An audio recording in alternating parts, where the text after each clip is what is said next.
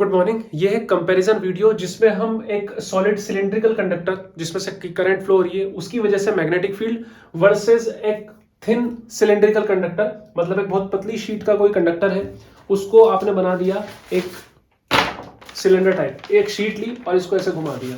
ये एक सिलेंडर जैसा बना कुछ, जिसको आप जैसे ग्लास बोलते हैं, जो पानी पीने का ग्लास होता है वैसा सब कुछ है ये। मतलब अंदर से ये खाली है पूरा का पूरा और ये पूरा भरा हुआ है। इसमें से जब करंट फ्लो होगी तो पूरा एरिया में से फ्लो होगी, पूरे अंदर से फ्लो होगी, जबकि इसमें जो करंट फ्लो होगी वो सिर्फ सरफेस से, आउटर सरफेस से फ्लो होगी। इसके अंदर से कोई करंट फ्लो होकर नहीं जा रही होगी। इसके बीच में हमें कंपैरिजन करना है। तो यहां पर अगर हम देखें कि अगर आपको इससे कोई r डिस्टेंस पर, ये r डिस्टेंस पर कोई पॉइंट P है, वहां पर मैग्नेटिक फील्ड फाइंड करना है। तो क्योंकि आपको एम्पियर सर्किटल लॉ के बारे में आइडिया होगा, यहां पर जब मैग्नेटिक फील्ड फाइंड करना और इससे I करंट फ्लो हो रही है तो यहां पर एक आपको सर्कुलर लूप बनाना पड़ेगा और उस सर्कुलर लूप के अंदर ये कंडक्टर आ गया जिसमें से I करंट फ्लो हो रही है। तो यहां पर जो मैग्नेटिक फील्ड बन के आएगा P पर, वो आएगा B equals to mu naught I upon 2 pi r। ये कुछ वैसा ही होगा जैसा कि एक वायर की वजह से होता है, क्योंकि बाहर ऐसा ही बिहेव करेगा जैसा कि ये वायर है।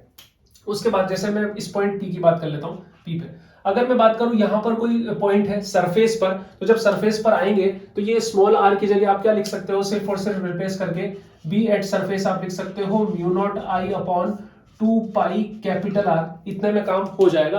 अब एक बार वापस से इस पे आते हैं। यहां पर इसमें से करंट I फ्लो हो रही है पूरे में से, सिर्फ सरफेस में से। इससे अगेन R डिस्टेंस पर एक पॉइंट P है, तो यहां पर आपको मैग्नेटिक फील्ड फाइंड करना है। अगेन एम्पियर सर्किटल लॉ लगाएंगे और इसको एक लूप में बंद करेंगे। जब लूप में बंद करेंगे तो कोई फर्क नहीं पड़ता कि करंट एक वायर में से फ्लो हो रही है या पूरे में से फ्लो हो रही है। अल्टीमेटली जो करंट फ्लो हो रही है वो तो I ही फ्लो हो रही है। तो वापस यहां पर जो मैग्नेटिक फील्ड आएगा पॉइंट पर, वो आएगा mu naught I upon 2 pi R। Same आया जैसा कि यहां पर था। और ऐसे ही जब आप सरफेस पर आओगे तो इसके लिए अगेन मैग्नेटिक फील्ड सरफेस पे आएगा mu naught I upon 2 pi capital R। Small r की जगह कैपिटल R से रिप्लेस कर दिया गया है इसको। दैट्स इट, इतना सा हुआ। दोनों यहां तक सेम है। लेकिन जब बात आएगी अंदर की किसी पॉइंट की, यहां की अगर मैं बात करूं, मान लो ये पॉइंट है इनसाइड वाला, I ले लेता हूं, नहीं I से तो फिर करंट है ना, इनसाइड वाले पॉइंट को क्या लें, Q ले लेते हैं। ये कोई पॉइंट है इनसाइड वाला Q, इसकी डिस्टेंस है मान लो R डैश। तो यहां पर जिसकी बात करूंगा इनसाइड वाले पॉइंट की, यहां पर करंट पास हो रही है क्या? सारी करंट तो सरफेस से जा रही है, सारी करंट यहां से जा रही है, सारी करंट तो यहां से जा रही है। यहां पर एक पॉइंट है, उससे कितना मैग्नेटिक फील्ड, उससे मैग्नेटिक फील्ड यहां कितना हो जाएगा, 0 हो जाएगा। यहां की मैं बात करूं इस जगह की किसी भी पॉइंट की, जैसे यहां पर कोई पॉइंट लिया मैंने, ये है Q और ये है R डैश पे। तो यहां पर तो क्योंकि पूरे सिलेंडर में करंट फ्लो हो रही है और इवनली करंट फ्लो हो रही है, तो अंदर वाले से भी कुछ ना कुछ करंट फ्लो होगी। मतलब अगर इस पूरे सिलेंडर को मैं हटा दूं, इस पॉइंट Q की बात करूं, तो ये पॉइंट Q जो है ये इस एक्सिस से इतना डिस्टेंस पर है। यहां पर एक इमेजिनरी सिलेंडर अगर मैं मानूं इस तरीके से, यहां पर है पॉइंट Q, तो उससे भी कुछ ना कुछ तो अंदर वाले से करंट जारी होगी और उससे थोड़ा कम मैग्नेटिक फील्ड बनेगा। तो वो Q जो होगा इनसाइड वाला, वो होगा mu naught I small r upon 2 pi capital R square. और यहाँ R जो है R डैश है। डिफरेंस देखो आप, यहां पर अंदर 0 है लेकिन अंदर mu naught I R dash upon 2 pi R square. मतलब जो सबसे टफ फॉर्मूला है वो यही वाले का है, अंदर वाले का ही है। एक और डिफरेंस देखो, जब आप बाहर हो या सरफेस पर हो, दोनों ही केसेस में जो मैग्नेटिक फील्ड है वो इनवर्सली प्रोपोर्शनल है R के। देखो यहां पर R नीचे आ रहा है, यहां पर भी R नीचे आ रहा है, लेकिन यहां हमने देखा जब Q की बात कर रहे हैं तो R सामने आ गया। यहां पर भी देखो R नीचे आया।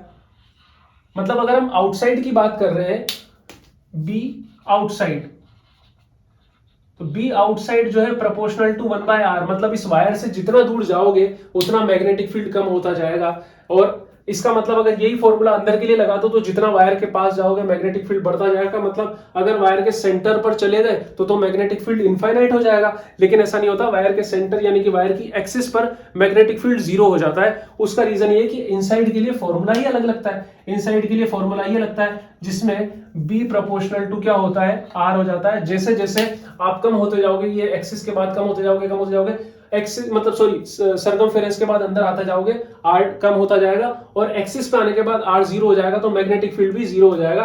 तो यहां पर इसीलिए ग्राफ पूछे जाते हैं। तो एक बार इसको देखो, फिर मैं आपको ग्राफ बना के बताता हूं कि कैसा हमें करना होगा। देखो इसी की तरीके से ग्राफ बना के बता देता हूं मैं, यहीं पे ताकि समझ में आए पूरा अच्छे से। ये डिस्टेंस है, टेढ़ा हो गया क्या थोड़ा,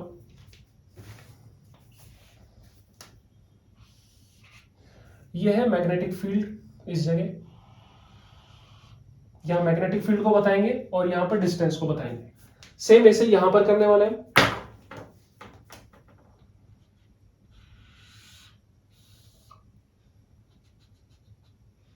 आर और ये बी। यहां की अगर हम बात करें इस जगह की, यहां पर जो बात है सारी की सारी यहां से यहां तक वो इनसाइड वाला मामला है, यहां पर आउटसाइड वाला मामला है। सेम ऐसा ही वही है। तो इनसाइड में जो फॉर्मूला लगेगा वो लगेगा बी प्रोपोर्शनल टू आर। तो ये ग्राफ कुछ ऐसा चलेगा, B proportional to R, then ये मैक्सिमम हो जाएगा और फिर ये लगेगा B inversely proportional to are.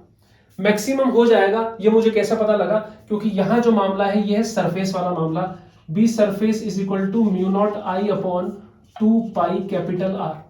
तो जब आप आउटसाइड जाने लगोगे तो कहने को ये स्मॉल आर है, लेकिन ये स्मॉल आर कैपिटल आर से बड़ा ही होगा, तो बड़े का डिवाइड लगाओगे तो मैग्नेटिक फील्ड कम आएगा। तो मैग्नेटिक फील्ड सबसे ज्यादा आने के चांसेस सिर्फ और सिर्फ सरफेस पर है, क्योंकि इससे दूर जाओगे तो आर बढ़ेगा और इससे अंदर जाओगे तो करंट ही कम करते चले जाओगे, तो फिर तो ये इस तरीके से चला जाएगा। तो ये हो गया यहां पर। उसके बाद यहां पर भी बाहर वाले में हमने देखा था कि सेम ही अप्लाई होगा, बी प्रोपोर्शनल टू 1/r, लेकिन डिफरेंस आएगा सिर्फ अंदर का। उसके अंदर से कोई करंट पास नहीं हो रही, उसकी एक्सिस से तो बिल्कुल ही नहीं हो रही, सरफेस से हो रही है, तो अंदर जो होगा मैग्नेटिक फील्ड वो कितना होगा, 0 होगा इन साइड में। इस तरीके से ग्राफ बनेगा और ये हो गया आउटसाइड में। तो आई होप आपको ये वीडियो समझ में आया होगा। बहुत ही छोटा सा वीडियो था, न्यूमेरिकल नहीं कराया, कभी कराऊंगा इसके न्यूमेरिकल। एक और सिलेंडर बनता है थिक शीट वाला, ये तो थिन शीट वाला था, एक थिक शीट वाला बनता है, उसके थोड़े अलग टाइप के न्यूमेरिकल होते हैं, तो तीनों को मिक्स करके बनाऊंगा जल्दी ही। आप चैनल को सब्सक्राइब जरूर से करें ताकि आपको नोटिफिकेशन मिले जैसे ही मैं वीडियो बनाऊंगा। और मैं कोशिश करता हूं कि जो थंबनेल होता है वो इस तरीके से बनाऊं कि आपको समझ में आ जाए कि वीडियो क्या है। कई बार वीडियो का जो टाइटल है वो एक जैसा चलता है, क्योंकि जैसे मैग्नेटिक फील्ड चैप्टर है तो मैं यही बोलूंगा ना, find magnetic field at centre, तो उससे कंफ्यूज मत होना कि बार बार ये एक ही जैसा टाइटल में क्यों दे रहा हूं। थंबनेल को देखना थोड़ा सा, उसके लिए एक सेटिंग भी करनी पड़ती है आपको यूट्यूब में, वो ऑटो प्ले करके कुछ होता है, उसको अगर आप ऑफ कर दोगे तो थंबनेल प्ले नहीं होने लगेगा। वरना कई स्टूडेंट के साथ प्रॉब्लम है, जैसे वो थंबनेल पे आते हैं थंबनेल ऑटोमेटिकली प्ले होकर वीडियो चलाने लग जाता है, उसको ऑफ कर दो, आपको थंबनेल प्रॉपर दिखने लगेगा। Thanks for watching.